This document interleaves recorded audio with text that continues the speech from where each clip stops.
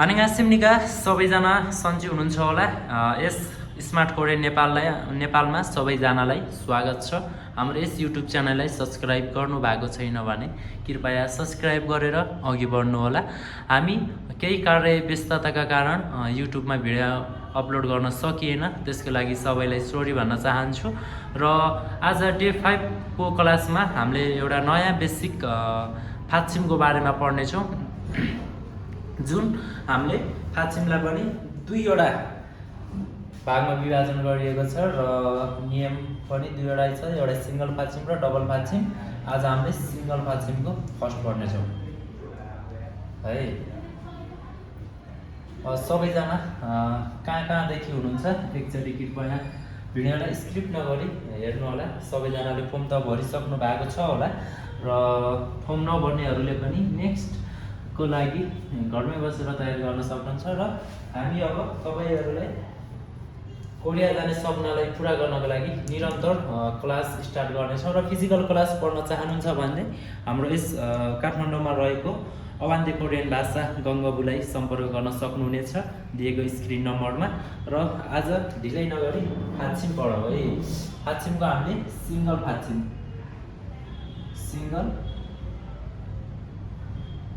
Single फात्सिमको पहिलो नियम पढ्छौँ है। 7वटा छ नियम, 7वटा नियम वा 7वटा तपाईले के भन्न बुझ्नुहुन्छ। फर्स्टमा छ ग ख क है। ग ख क झुन्डिएर आएन, जस्तै है अघि पनि देखाउँ तपाईलाई। क्यामेरा हल्ली है। ग ख क आएन, यसको उच्चारण क गरिन्छ। यसरी त बुझ्नु न तपाईले। यदि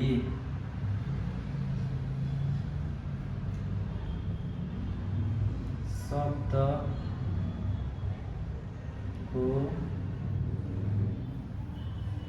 तल ग ख क झुन्डिएर आएमा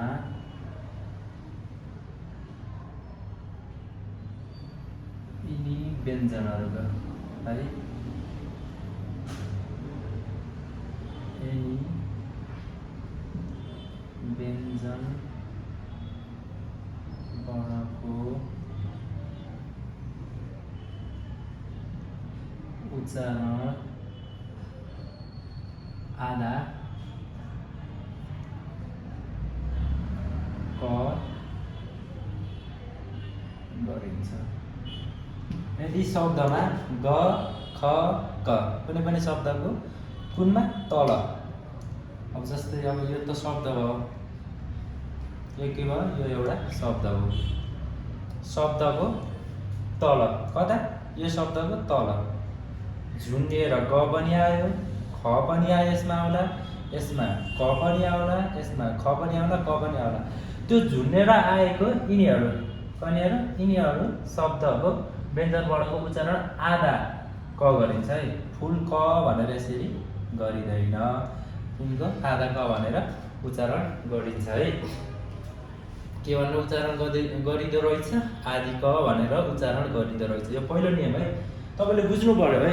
कुनै पनि शब्दको तलपट्टि ग आउला, ख आउला, क आउला, जुनसुकै यिनी तीनवटा मध्ये जुनसुकै आए पनि यिनीहरूको उच्चारण के गर्नु पर्यो, हामीले आदि क भनेर गर्नु पर्यो है।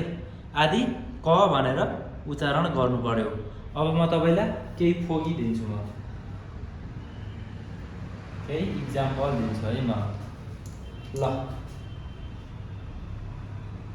बुझिहाल्नुहुन्छ तपाईले के भयो यसको उच्चारण भन्नु त।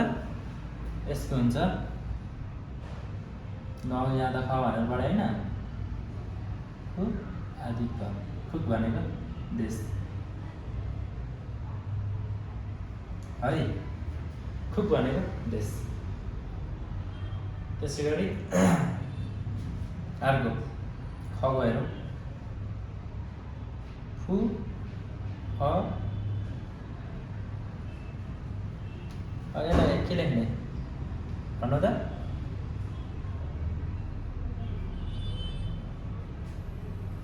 मिल्यो यो मिल्यो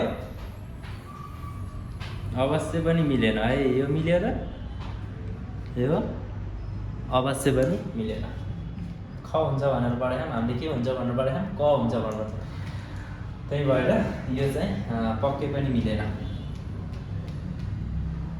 बुझ्नु पनि पर्यो यसको चाहिँ के हुँदो रहेछ उ अ क व भनेको भाषा अब त्यस्तै अर्को इक्जाम्पल दिउँ कको के भयो यो तल आएको के भनेर पढिन्छ ग क ख यदि शब्दको तल ग ख क झुन्डेर आएको छ भने झुन्डेर आएको छ भने बुझ्नु है यिनी व्यञ्जन वर्णको कने व्यञ्जनबाट ग ख क को उच्चारण आधामा के गरिन्छ क गरिन्छ के भयो यो ना आदि क सी नाक्सी नाक्सी भनेको बल्छी है नाक्सी भनेको बल्छी ल त्यसै गरी अर्को गको पढौँ फोक्ता के हो यो फोक्ता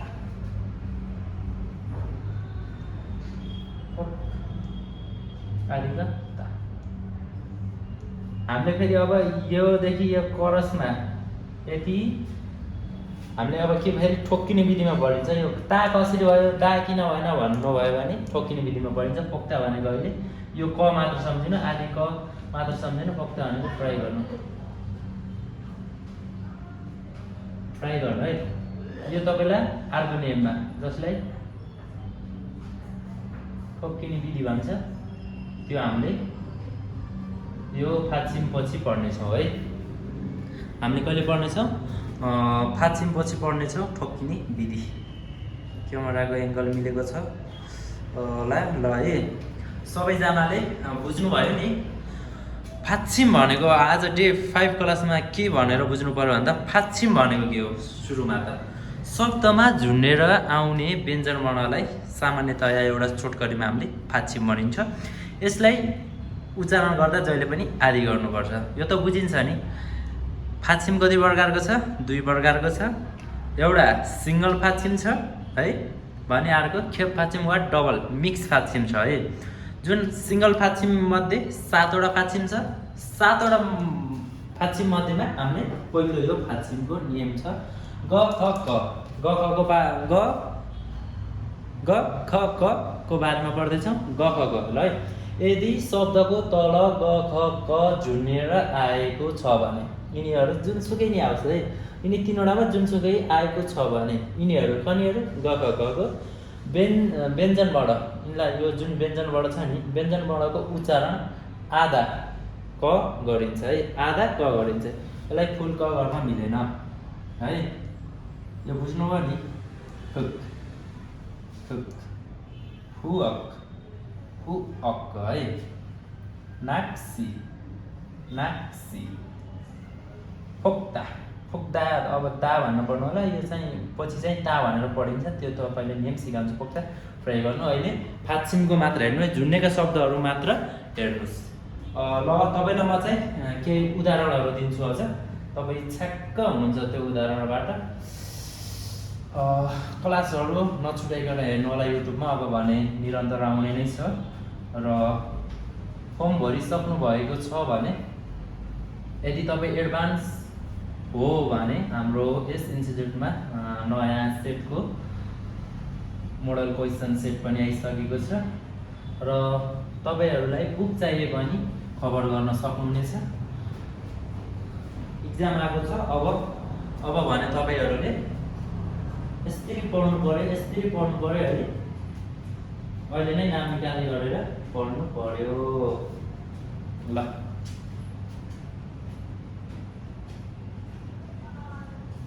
के भयो छक भयो हामीले के भनेर पढाइदियौँ ग ख क झुन्डिएर आएमा के भएर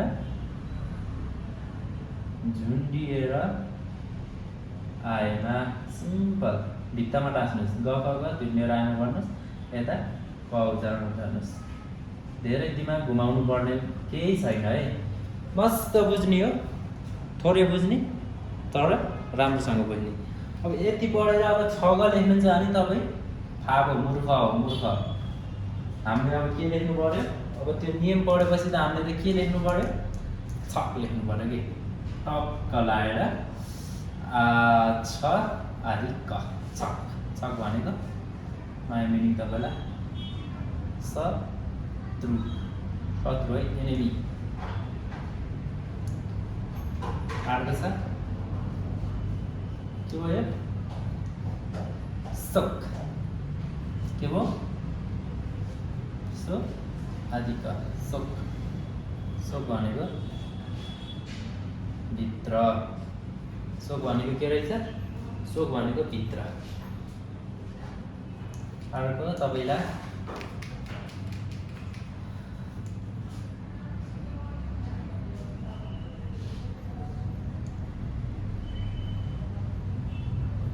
के भयो फाक भनेको बाहिर त्यसै गरी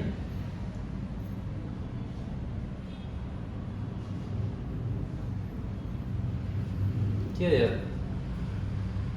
काट्टा काट्टा भनेको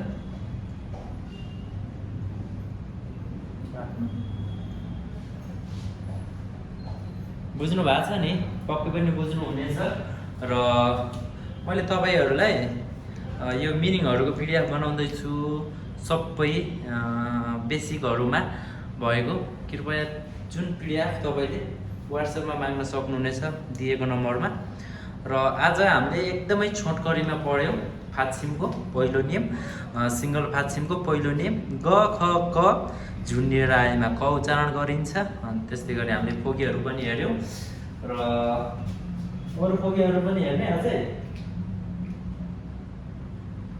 हेरौं है सिम्पल सिम्पल मिनिङ लेखाइदिन्छ तपाईलाई मुख मुख भनेको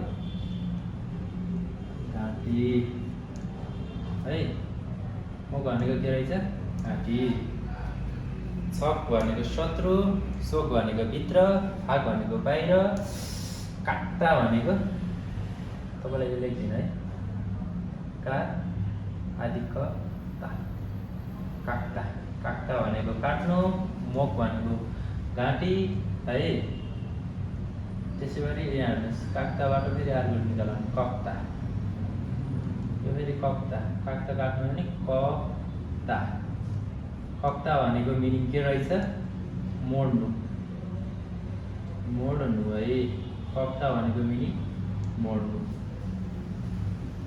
ल धेरै मिनिङ पढ्न जरुरी पनि छैन अहिले बेसिक हुनुहुन्छ भने तपाईहरु जब लेसनमा पुग्नुहुन्छ तब मिनिङहरु पढ्नुहुन्छ त्यो मिनिङ पढ्ने बेलामा तपाईलाई के थाहा हुनु पर्यो यदि फात्सिममा ग ख क झुन्डिएर आएमा त्यसको उच्चारण क भनिन्छ भनेर पढ्नु भयो भने यस्ता मिनिङ त तपाईको 1000 2000 3000 पढ्नुहुन्छ है सुरुमा थोरै पढ्ने जानेर पढ्ने बुझेर पढ्ने नअल्मलाइकन पढ्नु पर्यो है ल तपाईलाई आज म यति नै लेखे तपाईले केही बुझ्नु परेन अब जाँदा जाँदै के बुझ्नु पर्यो भन्दाखेरि जाँदा जाँदै हामीले एउटा सानो कुरो बुझौं आज डे 5 क्लासमा सानो कुरो बुझौं कुनै पनि शब्दमा झुन्डेर आएको व्यञ्जनलाई फात्सिम भनिदो रहेछ है यसको उच्चारण जहिले पनि आधा हुन्छ जुन डबल होस् सिंगल होस् त्यसको उच्चारण जहिले पनि आधा गरिदो रहेछ फात्सिम चाहिँ दुई प्रकारको हुँदो रहेछन् एउटा सिंगल फात्सिम